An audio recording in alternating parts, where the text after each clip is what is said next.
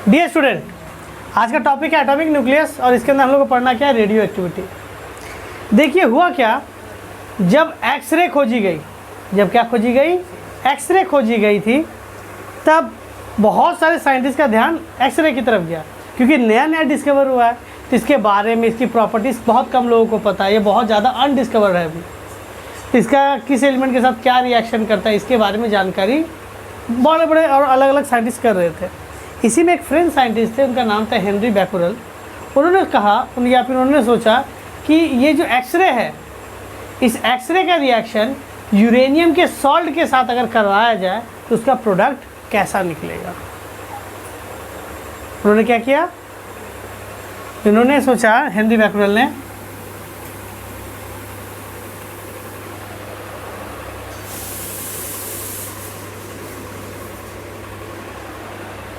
QUE, अच्छा, Henry Becquerel ने सोचा कि एक्सरे के साथ अगर यूरेनियम सॉल्ट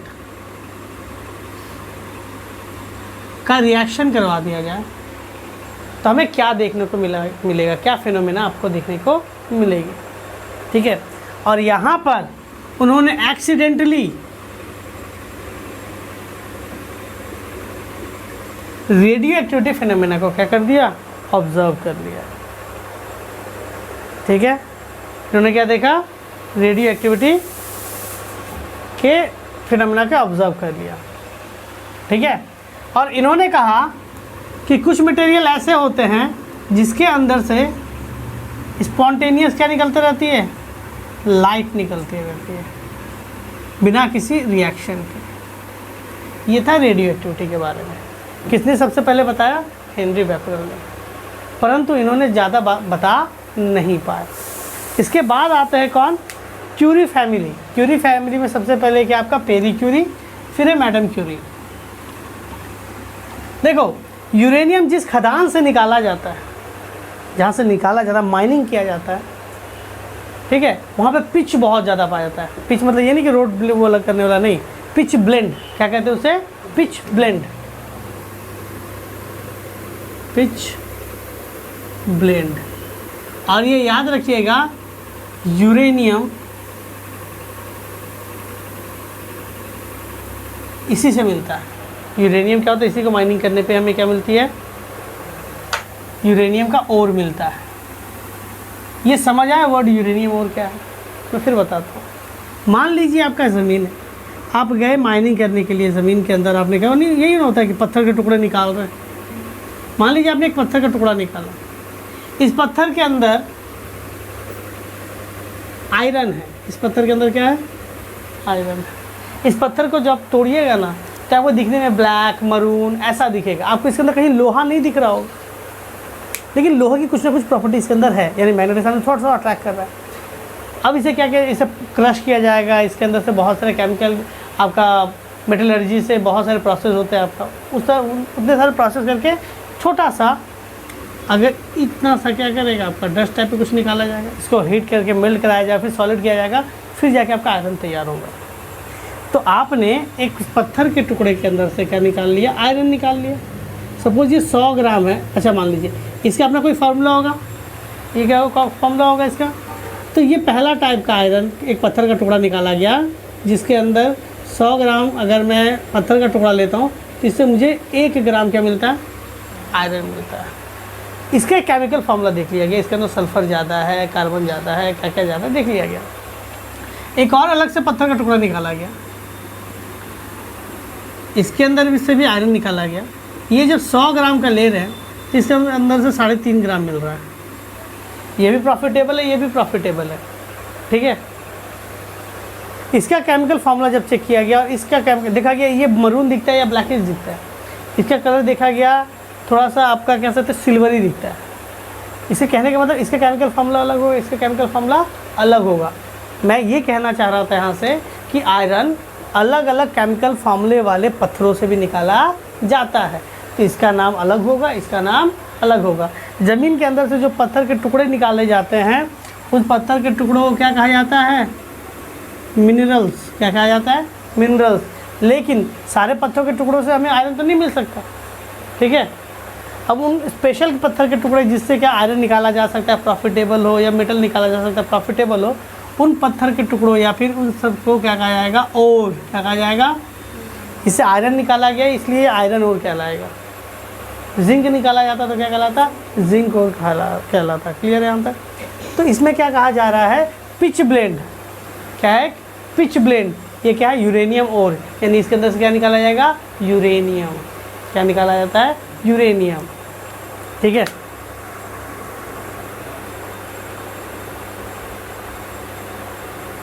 देखो, मेरी क्यूरी एंड पेरी क्यूरी दोनों को ही नोबेल प्राइज़ मिला था। उन्होंने क्या हुआ, पिच ब्लेंड के ऊपर रिएक्शन रिजेक्ट कर रहे थे। तो पिच ब्लेंड के अंदर जो पत्थर का टुकड़ा है मान लो, उसके अंदर से क्या होगा? यूरेनियम के छोटे छोटे डस्ट होंगे। तो उन्होंने देखा इसके अंदर से, मान लेते थोड़ा थोड़ा यहाँ पे ये सब आपका यूरेनियम है। देखा इसके अंदर से स्पॉन्टेनियस लाइट ऑल टाइम क्या हो रहा है? निकल रहा है। लाइट इसलिए कहा गया क्योंकि ये अंधेरे में चमकती थी। लाइट इसलिए कहा गया क्योंकि ये अंधेरे में चमकती थी। ठीक है। तो एक ऐसा सब्सटेंस या एक ऐसा मटेरियल जिसके अंदर छोटे छोटे डस्ट पार्टिकल्स हैं, और इसमें क्या आप इसको अंधेरे में देखते हैं तो आपको क्या दिखाई देता है? छोटे छोटे, इससे आपको बहुत सारा लाइट ऑल टाइम निकल रहा है। ऑल टाइम को कहा जाता है स्पॉन्टेनियस। क्या कहा जाएगा? स्पॉन्टेनियस। बिना रुके, जिस रेट से निकल रहा है उसी रेट से निकल रहा है। इसको हीट किया गया, ठंडा किया गया, गर्म किया गया, बहुत तरीक़ों से अलग अलग पानी में रखा गया, अलग अलग जगह पर रखा गया, देखा गया हर कंडीशन में वो लाइट इमिट कर रही है, किसी पे डिपेंड नहीं कर रही। ठीक है। और इन्होंने मेरी क्यूरी और पेरी क्यूरी ने इसके ऊपर बहुत ज़्यादा रिसर्च की, बहुत ज़्यादा डेटा दिया। पेरी क्यूरी जो कि मेरी क्यूरी के हस्बैंड थे, उनका रोड एक्सीडेंट में डेथ हो गया था। तो मैडम क्यूरी ने क्या किया, इस रिसर्च को आगे बढ़ाया और इसके बारे में बहुत सारी बातें बताई। और उन्होंने कहा था कि इसके अंदर से जो रेज़ या फिर ये जो लाइट निकलता है ना, इसे कहा गया रेज़। ठीक है। ये इनविजिबल रेज होते हैं, इसे कहा जाए। इसमें आपने एक वर्ड सुना होगा बहुत बार, रेडिएशन। रेडिएशन मतलब होता है ना, कुछ रेज, जनरली इनविजिबल रेज होते हैं, जो आपके पास अगर आ जाए तो आपको क्या करेंगे? नुकसान पहुंचाएंगे। इसे क्या कहते हैं? रेडिएशन। आप लोग सुनते हो कि फ़ोन से रेडिएशन निकलता है। इसे कहने का मतलब क्या? इससे स्पॉन्टेनियस बहुत सारे वेव निकल रही है जो आपको नुकसान पहुंचाते होंगे। इसी को ना रेडिएशन कहते हैं हम लोग, हाँ या ना? तो इससे क्या हो रहा है? आपका स्पॉन्टेनियस ऑल टाइम रेडिएशन निकल रहा है। और इन्होंने क्या कहा, इस मैडम क्यूरी पेरी क्यूरी ने, कि ये रेडिएशन हमारे शरीर के लिए बहुत ज़्यादा क्या है? ख़राब है, बहुत ही ज़्यादा हार्मफुल है। ठीक है। तो आगे जाकर पढ़ाया जाएगा आपको। इतना ज़्यादा हार्मफुल है कि कोई अगर ये रेडियो वेव आपके बॉडी पे ऑल टाइम गिरते रहे ना, तो आपको कैंसर की बीमारी हो सकती है, क्योंकि ये मसल सेल को डैमेज कर देता है। ये जो आपके रेज निकल रही है, सब एनर्जी रेज है। इसके अंदर ह्यूज अमाउंट ऑफ एनर्जी है। इतना अमाउंट ऑफ एनर्जी है कि आपके बॉडी के अंदर से ये रेज जब आर पार जाएगी तो आपके जिस सेल के अंदर से गई तो उसके अंदर प्रोटोप्लाज्म होगा, सेल होगा, उसको डैमेज कर देगी। और अगर सेल के न्यूक्लियस के अंदर से पास करके चली गई तो उसके अंदर जो डीएनए है उसको चेंज कर देगी, उसको तोड़ देगी, उसके अंदर एरर आ जाएगा, जिससे आपको बॉडी क्या हो जाएगा? दिक्कत में आ जाएगा। ठीक है। ये हमारा जीन तक बदल सकती है। समझा पाए? ठीक है। अब देखिए, इसको मैं थोड़ा डिटेल में समझा रहा हूँ। देखिए, अगर हम लोग, साइंटिस्ट ने एक्सपेरिमेंट किया है इस रे के बारे में पता करने के लिए, कौन सा, क्या इससे सिर्फ एक ही टाइप के रे निकलते हैं, इन सब चीज़ों के लिए। एक आपने देखा हो, इस तरह का मैं ब्लॉक इमेजिन करवा रहा हूँ आपको। देखिए, एक किस तरह का ब्लॉक इमेजिन करवा रहा हूँ, एक सॉलिड ब्लॉक हर तरफ से। आपने देखा होगा मम्मी का ज्वेलरी का डब्बा, क्या सुंदर, क्या खूबसूरत है, ऐसे खोलना पड़ता है, अंदर में सारी चीज़, वहाँ पे नहीं छोटी सी अंगूठी रखी रहती है, यहाँ से मान लीजिए ऐसे नहीं खुलता है ऐसा करके, समझ पा रहे हैं? तो इसके अंदर हम लोगों ने, मैं आपको इसको काट के समझाने की कोशिश कर रहा हूँ। इसके अंदर ये खोखला जगह होगा, यहाँ पे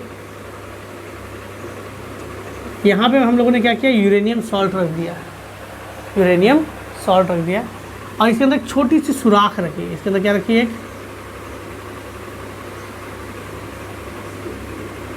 एक छोटी सी सुराख रखी है, क्योंकि इससे तो ऑल टाइम रे निकल रहा है।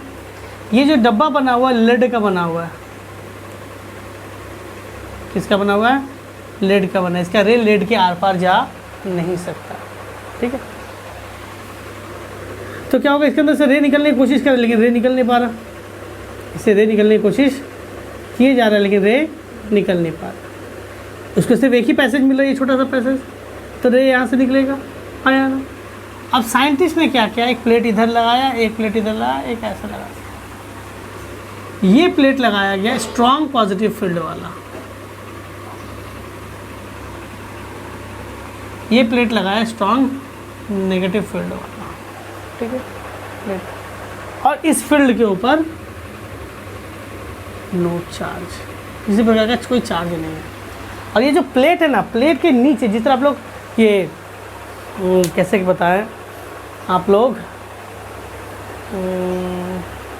इमेजिन कीजिए, आपने एक छड़ी ली है, ठीक है, आप इसके ऊपर क्या करते हैं, प्लास्टिक की लेयर लगा देते हो।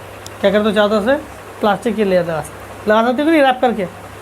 इन्होंने क्या किया, प्लेट के नीचे फोटोग्राफिक प्लेट लगा दिया गया। क्या लगा दिया गया, फोटोग्राफिक प्लेट। ये फोटोग्राफिक प्लेट कैसा होता है, ये फोटोग्राफिक प्लेट दो टाइप का होता है, एक होता है ब्लैक और एक क्या होता है आपका वाइट। फोटोग्राफिक प्लेट कितने टाइप का होता है, दो टाइप का होता है, एक होता है ब्लैक और एक क्या होता है आपका वाइट। अगर ये ब्लैक फोटोग्राफिक प्लेट के ऊपर ये रेज गिरेगी, जहाँ जहाँ गिरेगी वहाँ पे क्या करेगा, आपका स्पॉट आ जाएगा। क्या हो जाएगा, स्पॉट्स आ जाएंगे। ठीक है, ब्लैक के ऊपर गिरने से वाइट स्पॉट्स की तरह वो नज़र आएगा, और वाइट का फोटोग्राफिक प्लेट है उसके ऊपर गिरने से कैसा आएगा, ब्लैक कलर का स्पॉट्स आएगा। समझा पा रहे हैं, हाँ या ना। तो इन्होंने क्या किया, यहाँ पे फोटोग्राफिक प्लेट, यहाँ पर फोटोग्राफिक प्लेट, वहाँ पर फोटोग्राफिक प्लेट लगा दिया। अब इसके अंदर जो ढक्कन था, उस ढक्कन को क्या कर दिया, हटा दिया। अब जैसे ही इससे हटा देने पे क्या देखा गया, कुछ रेज यहाँ से निकल रही है, सीधा कहाँ जा रही है, और कुछ रेज निकल के क्या हो रहा है, तो जो रो, अच्छा बताइए, जो रे नेगेटिव की तरफ आ रही है, नेगेटिव से अट्रैक्ट कर रहा है। नेगेटिव किसको अट्रैक्ट करता है दीदी, पॉजिटिव को अट्रैक्ट करता है। मैं कह सकता हूँ कि आपका क्या हो गया, पॉजिटिव इन नेचर। ये रे क्या हो गया, पॉजिटिव नेचर, क्या होता है, नेचर वाला रे हो गया। ये आपका क्या हो गया, पॉजिटिव प्लेट ने अट्रैक्ट किया। पॉजिटिव किसको अट्रैक्ट करेगा, नेगेटिव को। यानी ये जो रे इधर की ओर जा रहा है वो क्या हो जाएगा, नेगेटिव इन नेचर, आया ना। यानी इस पे स्पॉट दिख रहा है, इस पे स्पॉट दिखा, अब कुछ स्पॉट्स इसके ऊपर भी दिखाई दिए। इसका मतलब ना तो वो नेगेटिव होगा, ना तो वो नेगेटिव प्लेट की तरफ अट्रैक्ट हुआ, ना तो पॉजिटिव की तरफ। ना इसका मतलब ना तो उसके ऊपर नेगेटिव चार्ज है, ना तो उसके ऊपर पॉजिटिव चार्ज, उसके ऊपर सिर्फ क्या होगा, नो चार्ज होगा। आया ना, क्लियर हो गया अब तक। और ऐसा नहीं था कि सिर्फ एक ही रे निकले, बहुत सारे स्पॉट्स गिरे जा रहे हैं इसके ऊपर।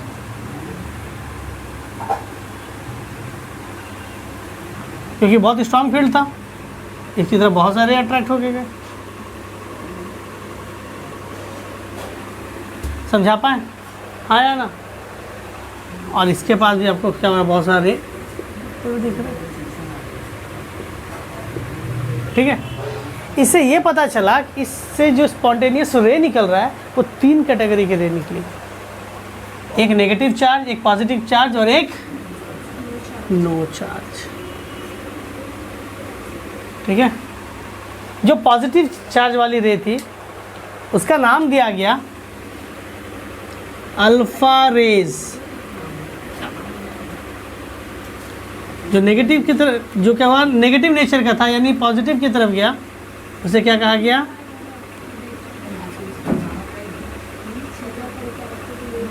Beta raise. और ये ऐसे लिख दीजिएगा, गामा रेज। अच्छा, बीटा रे क्या है, नेगेटिव इन नेचर, तभी पॉजिटिव की तरफ गया। अल्फा क्या है, पॉजिटिव इन नेचर, से नेगेटिव की ओर गया। ये क्या हुआ, नो चार्ज, तो ऑलरेडी बता दिया गया। ठीक है, ऐसे भी लिख सकते हैं, हाँ या ना। ज़्यादा समझा पाए। अच्छा इसका मतलब ये रे जो जो एलिमेंट निकाल सकता है उन सारे, ध्यान दीजिएगा इधर। अच्छा, ये जो फेनोमेना है इसे कहा गया रेडियो एक्टिविटी। क्या कहा गया, radio activity. Some material can emit spontaneous rays या रेडिएशन थ्रू इटसेल्फ। ठीक है, alpha, beta and gamma form. Such radiations and this phenomena is called radio activity. इसे क्या कहा गया? रेडियो एक्टिविटी कहा गया। And such materials are called radio active materials. इन मटेरियल्स को क्या कहा गया? रेडियो एक्टिव मटेरियल्स कहा गया। अब रेडियो एक्टिव मटेरियल कौन कौन से हैं? यूरेनियम है, पोलोनियम है, ट्रिटियम है, ठीक है, थोरियम है, रेडियम है, ETC और भी, ठीक है। ये सारे क्या आ गए? आपके रेडियो एक्टिव मटेरियल के नाम हो गए। यहाँ तक समझा पाए? ठीक है, नोट कर लीजिए। देखिए, अब साइंटिस्ट ने सोचा कि ऐसा क्या होता है कि इन सब एलिमेंट से, जो आपको एलिमेंट दिया गया है, इन सब से रेज निकल रही है, सभी से क्यों नहीं निकलता? हाइड्रोजन है, ऑक्सीजन है, नाइट्रोजन, कार्बन, नॉर्मली ये सब जो आपके एटम्स है, इससे रे क्यों नहीं निकलते? इन्हीं सब से रे क्यों निकल रहे हैं?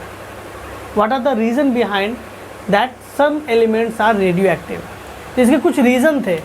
पहला रीज़न ये है कि अगर आपके एटम के अंदर N/P, it means nitrogen by it means neutron by proton का रेशियो अगर 1.4 के बराबर है या तो उससे बड़ा है, तो वो एलिमेंट आपका क्या होगा? रेडियो एक्टिव एलिमेंट होगा।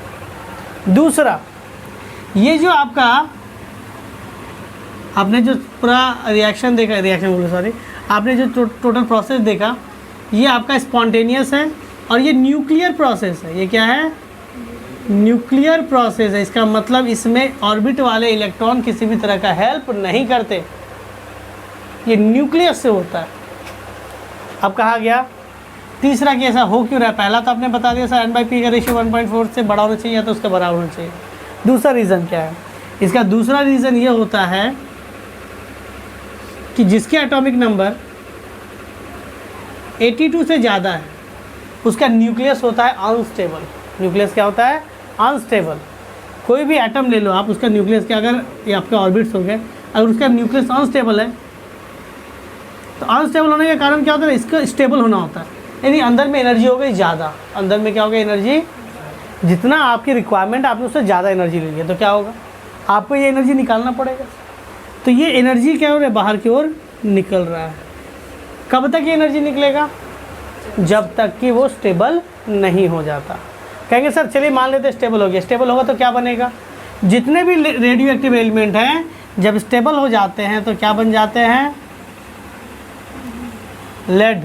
क्या बन जाएंगे? लेड। सबका इन प्रोडक्ट ये है। यानी आपको आज जो लेड दिख रहा है माइनिंग के समय, वो आज से कई करोड़ साल पहले क्या होता होगा? रेडियो एक्टिव मटेरियल हुआ करता होगा। समझा पाए? आया ना? अब यहाँ पे कहा गया सर, इन अल्फ़ा, बीटा और गामा रेज के कैरेक्टरिस्टिक्स या फिर नेचर के बारे में थोड़ा बताइए। ठीक है, अच्छा, इसे रेडियो एक्टिव, इसे न्यूक्लियर डिसइंटीग्रेशन भी कहते हैं, या आपका न्यूक्लियर डीकेइंग भी कहा जाता है, क्योंकि न्यूक्लियस के अंदर से एनर्जी निकल रही है, इसीलिए। मिटा दे सर।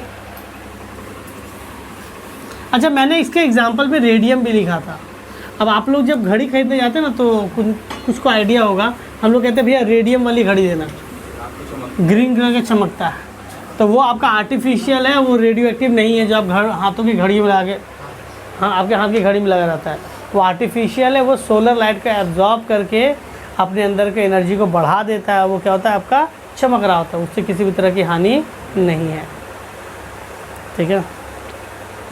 अगर अल्फ़ा, बीटा, गामा के बारे में आपका रदरफोर्ड और उनके कोवर्कर, यानी जितने भी उनके डेसिबल से जो मिल के उन पर रिसर्च कर रहे थे, उन्होंने इसके बारे में बताया। Alpha, beta, gamma. देखिए, मैं एक चीज़ आपको समझा के चलता हूँ। अल्फ़ा का मान के चलो एक मोटा सा आदमी है, मोटा आदमी है लेकिन फिट है थोड़ा।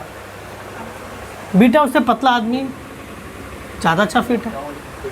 मतलब 3 आदमी जॉगिंग के लिए आते हैं, अल्फ़ा, बीटा, गामा। ऐसा नहीं कि आज से और कल से, ये तीनों ही जाते हैं। मतलब कह सकते हैं कि 3 साल या 4 साल से लगातार जॉगिंग पे जाते हैं, एक्सरसाइज करते हैं तीनों।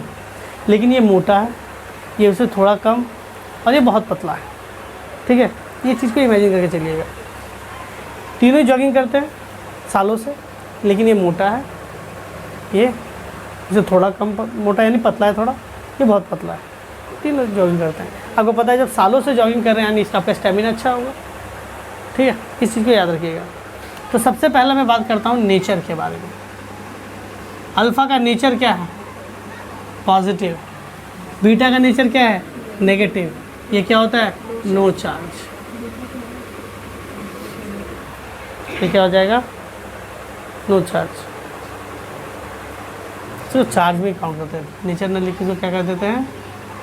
चार्ज। अब कहा जाएगा सर इसका चार्ज की वैल्यू कितनी है? तो कहा गया इसके चार्ज की वैल्यू 2 प्रोटॉन के चार्ज के बराबर है। इसका चार्ज की वैल्यू कितनी है? 2 प्रोटॉन के चार्ज के बराबर। हाँ या ना? अच्छा, एक इलेक्ट्रॉन देखो, एक इलेक्ट्रॉन पे जो चार्ज होता है वही एक प्रोटॉन पे चार्ज होता है, लेकिन पॉजिटिव में कितना? 1.6 × 10⁻⁹ कूलम। तो 2 प्रोटॉन है, इंटू 2 हो जाएगा, क्या हो जाएगा? 3.2। क्या हो जाएगा? 3.2। ये आपका एक अल्फ़ा के रे के ऊपर चार्ज है, छोटे से। और ये बीटा, ये पॉजिटिव चार्ज का होगा, ये एक इलेक्ट्रॉन के चार्ज के बराबर होता है। 1.6 × 10⁻⁹ कूलम। इसका मतलब चार्ज के हिसाब में कौन ज़्यादा चार्ज है? 3.2 या 1.6? 3.2। इसके ऊपर क्या कहा जाएगा? No charge. तो पहले लिख दिया गया। हाँ या ना? दूसरा क्या है? नेचर। अब यहाँ से एक और सवाल बन सकता है कि जब भी रेडियो एक्टिव की आप माइनिंग करते हैं ना कौन सी गैस वहाँ पे आपको दिखेगी? कौन सी गैस आपको वहाँ पे दिखेगी? तो कहा जाएगा जब भी हम लोग रेडियो एक्टिव माइनिंग करते हैं तो हमें वहाँ पे हाइड्रोजन गैस दिखेगी। क्या दिखेगी? Hydrogen gas. ऐसा क्यों? क्योंकि एक अल्फ़ा पार्टिकल को एक हीलियम पार्टिकल भी कहा जाता है। एक अल्फ़ा पार्टिकल को अल्फ़ा पार्टिकल को क्या कहते हैं? 1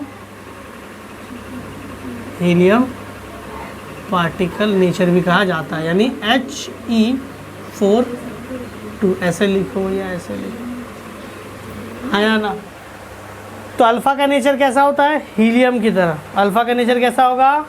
हीलियम की तरह। हीलियम के पास क्या, देखो अगर मैं इसको हटा दूं, खाली मैं एटम की बात करता हूँ, अगर He4 इसका 2 प्रोटॉन 2 इलेक्ट्रॉन 2 न्यूट्रॉन। हाँ या ना? ये ना हम लोग को पता चलता है 2 इलेक्ट्रॉन 2 प्रोटॉन 2, इसको माइनस करने पे न्यूट्रॉन। लेकिन जैसे ही आप ये +2 मार देते हैं तो क्या हो जाता है हीलियम में? यानी 2 इलेक्ट्रॉन इसने बाहर निकाल दिया, यानी इसके पास 2 प्रोटॉन है 2 न्यूट्रॉन है, इलेक्ट्रॉन कितना है? एक भी नहीं, एक भी नहीं। तो ध्यान से देखिए, इसके पास प्रोटॉन और न्यूट्रॉन यानी सिर्फ न्यूक्लियस है कि नहीं? इसलिए 1 अल्फ़ा पार्टिकल को क्या कहा जाता है? हीलियम कहा जाता है। और 2 अल्फ़ा पार्ट, याद रखिएगा 2 अल्फ़ा पार्टिकल जुड़ते हैं ना तो हाइड्रोजन गैस का नेचर बनाते हैं। इसीलिए कहा जाता है कि जब भी हम लोग माइनिंग करते हैं तो हमें वहाँ पे कौन सी गैस दिखती है? Hydrogen gas, because of helium, alpha के कारण। ठीक है। बीटा पार्टिकल को कौन सा नेचर कहा जाएगा? बीटा पार्टिकल को कहा जाता है इलेक्ट्रॉन नेचर। क्या कहा जाता है? इलेक्ट्रॉन नेचर का कहा जाएगा। ठीक है, इसको ऐसे भी लिखा जाता है। क्लियर है? यानी अल्फ़ा का नेचर हीलियम की थोड़ा सा मिलता है, बीटा का नेचर किससे मिलता है? इलेक्ट्रॉन से मिलता है। ठीक है। अब कहा जाएगा गामा का नेचर किससे मिलेगा? ये हाई एनर्जिक वेव है, ये इलेक्ट्रोमैग्नेटिक वेव होता है, इसके अंदर आप कह सकते किसी से नेचर ऐसा मैच नहीं करता। ये इलेक्ट्रोमैग्नेटिक वेव है, हाई एनर्जी वेव है। क्लियर यहाँ तक? हाँ या ना? चलिए, और अगर मास के बारे में बात किया जाए, देखिए यहाँ पे मैं चाहूँ तो इसके अंदर मास भी बता सकता हूँ।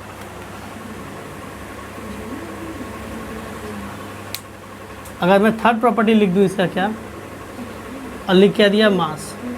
अब यहाँ पे देख सकते हैं ये इसके पास, इसका नेचर मतलब ये एक इलेक्ट्रॉन किसके बराबर? ये एक इलेक्ट्रॉन। और आपको पता है ना कि एक इलेक्ट्रॉन प्रोटॉन से, एक प्रोटॉन और एक इलेक्ट्रॉन के मास में क्या रिलेशन है? एक प्रोटॉन के अंदर एक प्रोटॉन को अगर तुम 1837 टाइम से डिवाइड करोगे तो ये एक इलेक्ट्रॉन के मास के बराबर होगा।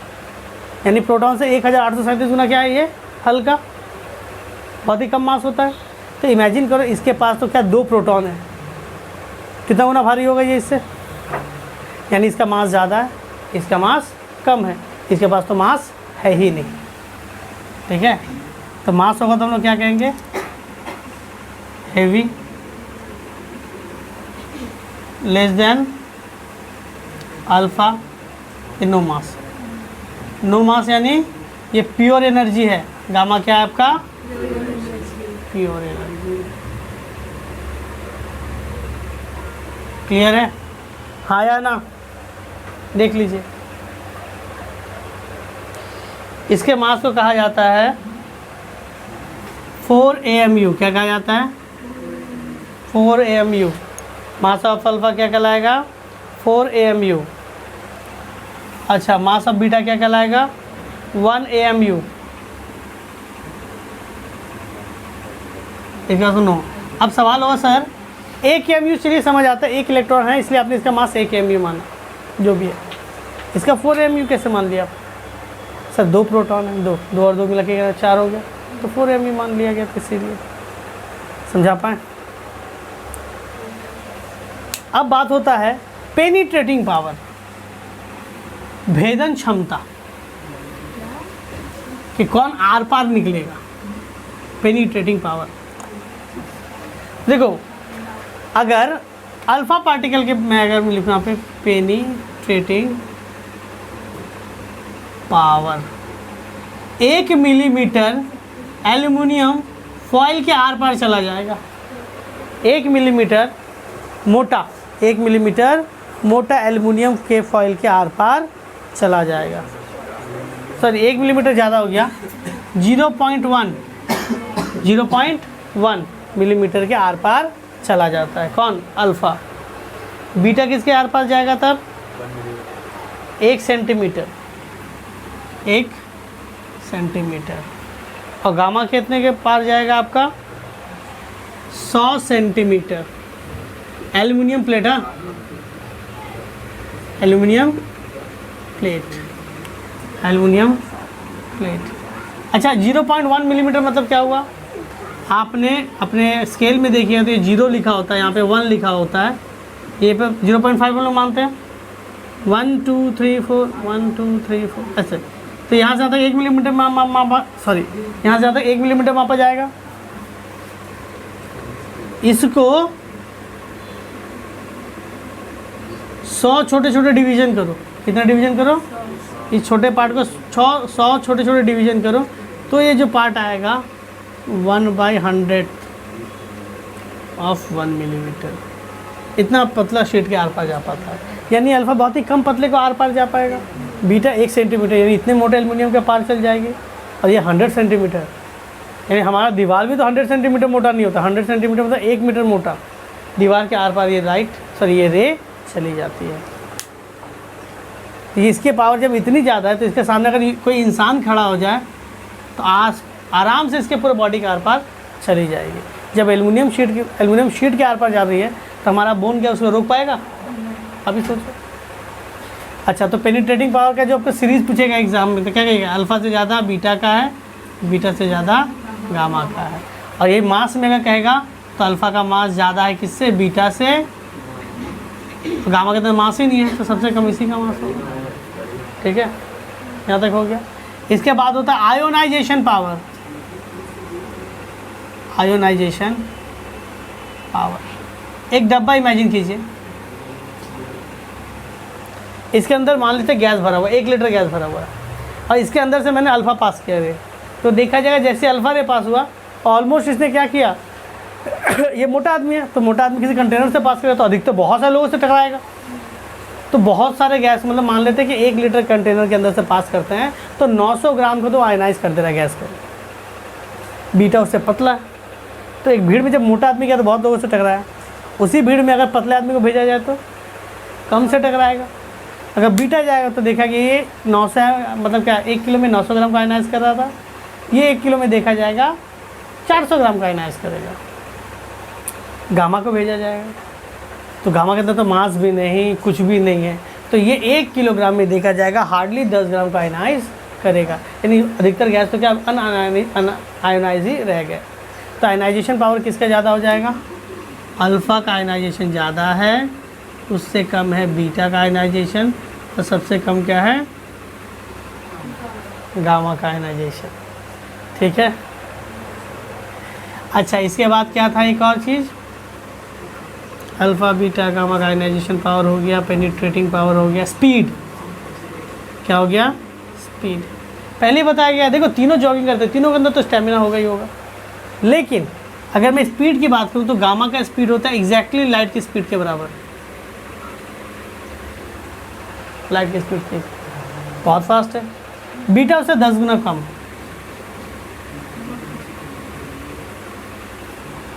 अल्फा उससे और 10 गुना कम।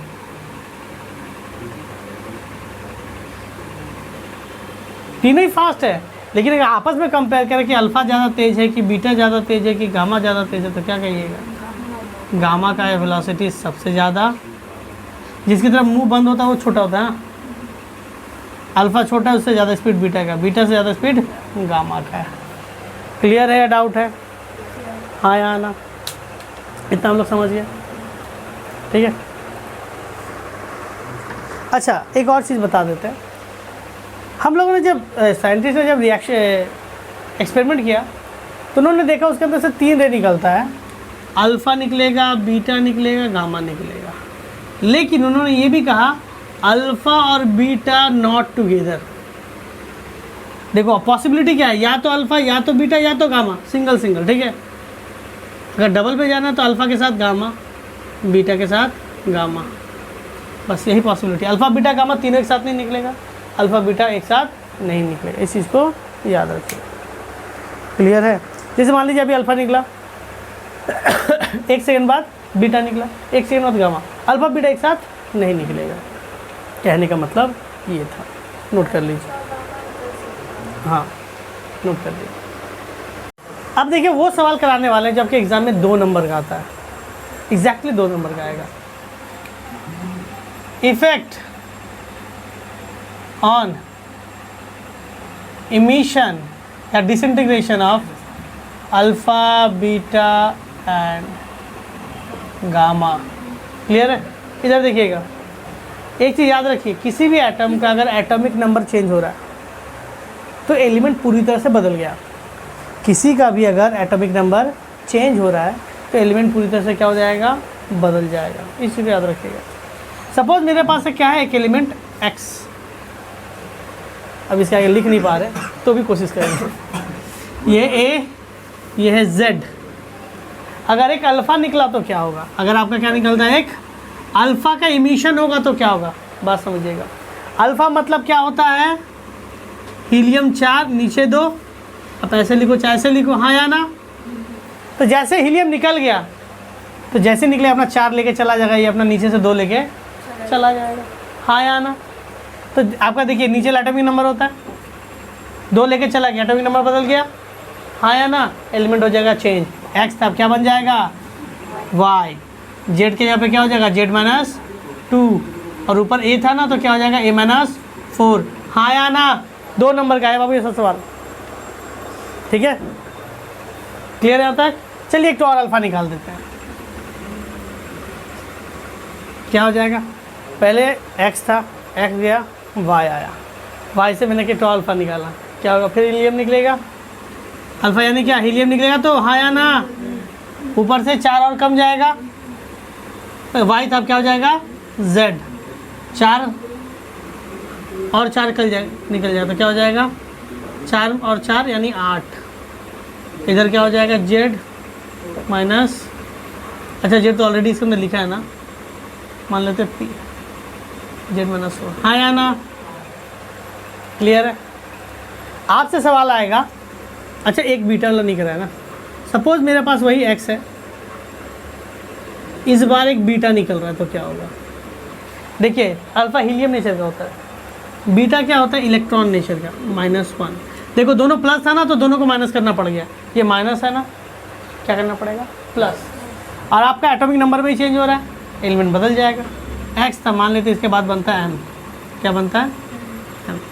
तो ऊपर में कोई चेंज नहीं, ऊपर में कुछ नहीं, तो क्या जीरो है, तो क्या होगा ए प्लस जी, यानी ए। नीचे है देखो प्लस था तो क्या करना पड़ गया माइनस, माइनस है तो क्या करना पड़ेगा प्लस, ये हो जाएगा z प्लस 1। हाँ या ना, यहाँ तक क्लियर है? चलिए अब कहेंगे सर अगर मैं गामा निकलता तो क्या होता?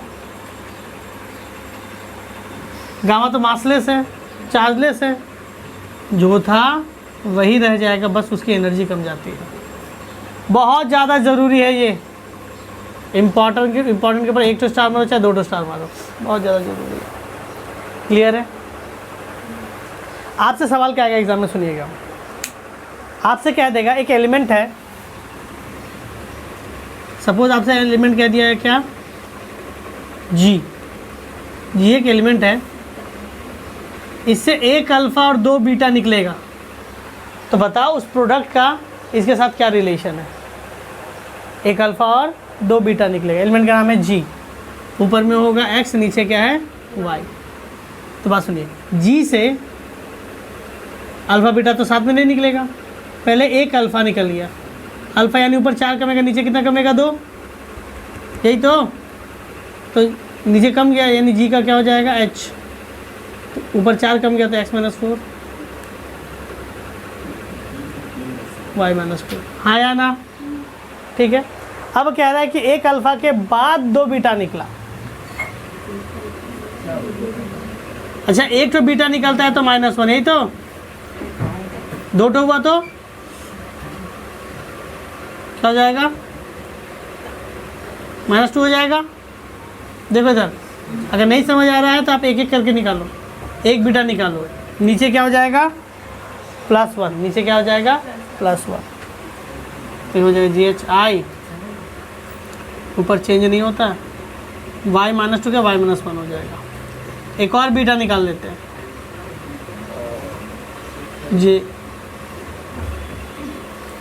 इसमें क्या बीटा निकलने +1 होता है, y -1 +1 यानी क्या होगा y। आपसे कहा जाएगा बताओ पहले वाले से क्या रिलेशन है, तो पहला वाला एक्स जी क्या था XY, और ये क्या हो गया x - 4y। ध्यान से देखो दोनों का एटॉमिक नंबर क्या है सेम, यानी हो गया आइसोटोप्स।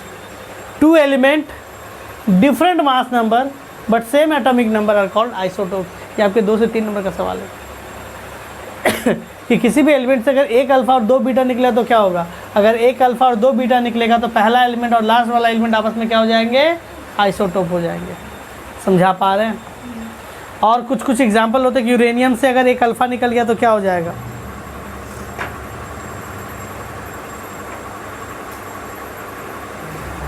अच्छा गामा निकलने से कोई चेंजेस नहीं होते, बीच में मान लो गामा डाल दिया, गामा निकलने से एलिमेंट चेंज नहीं होगा, जैसा एलिमेंट था एलिमेंट वैसा ही रहेगा। ठीक है?